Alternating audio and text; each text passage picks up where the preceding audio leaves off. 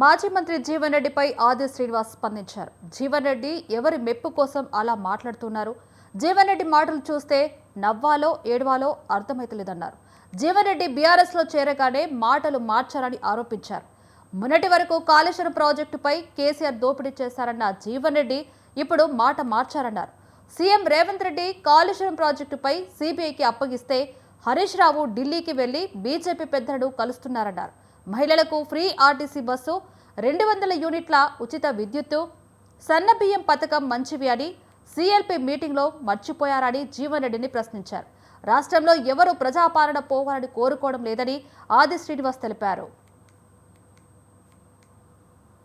గౌరవిస్తామని చెప్పండి. మేము పదే పదే అనేక సందర్భాలు చెప్తుంటే ఈ విధంగా మేము ఒక రకంగా వారి వయసు గౌరవిస్తున్నాం, వారంటే గౌరవంతో చెప్తున్నాం. కానీ ఈ విధంగా ఆడిపోసుకున్నటువంటి మాటలు, ప్రజా పాలన అందిస్తున్నటువంటి ఈరోజు సంక్షేమం ఆగిందంటున్నాడు, అభివృద్ధి ఆగిందంటున్నాడు. సంక్షేమం ఓవైపు అంటే వారి మాటలలో రేవంత్ రెడ్డి గారి సర్కార్ అభివృద్ధి ఒక కన్ను, సంక్షేమం మరో కన్ను, రెండు కళ్ళలాగా ఈ రాష్ట్రాన్ని అప్పులకుప్ప రాష్ట్రంగా మార్చిపోయిన కేసీఆర్ రూపంలో ఇచ్చినటువంటి నష్టాన్ని, అప్పును కూడా ఇప్పుడు బాధను దిగమింగి ఈరోజు ఇన్ని కార్యక్రమం చేసుకుంటూ రెండు సమాంతరంగా పనులెత్తించే ప్రయత్నం చేస్తుంటారు. జీవన్ రెడ్డి గారిని సూటిగా మేము అడుగుతున్నాం.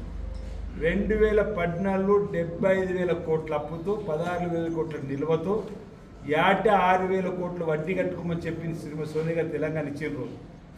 ఆ తర్వాత 10 ఏళ్ల తర్వాత 8 లక్షల కోట్ల అప్పుతో 6,000 కోట్లు కట్టే వడ్డీ, నెలకు 6,000 కోట్ల వడ్డీ పరిస్థితికి వచ్చేటువంటి బీఆర్ఎస్